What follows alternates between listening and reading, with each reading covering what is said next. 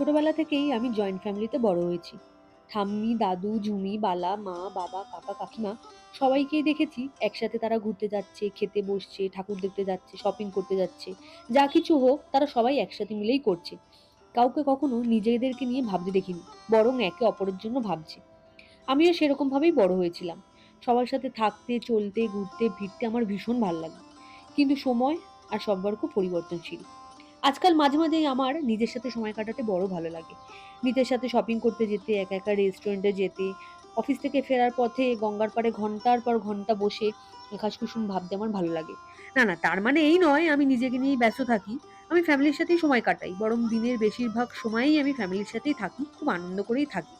তবে মাঝে, মাঝে নিত্যদিনের জীবন থেকে নিজের জন্য একটু সময় চুরি করে নিতে ইচ্ছা করে, নিজের মতো ভালো থাকার জন্য। ২০২৪ সালের মাঝামাঝি থেকেই আমার মনে একটা ইচ্ছে হয়েছিল সোলো ট্রিপের।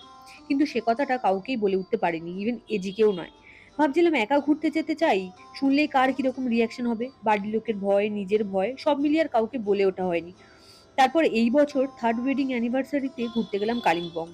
সেখানে গিয়ে এজিকে মনের ইচ্ছাটা জানালাম।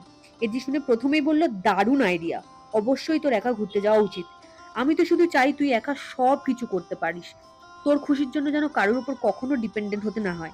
প্রথমত কথাটা শুনে আমি ভীষণ অবাক হয়েছি and ভীষণ খুশি হয়েছি।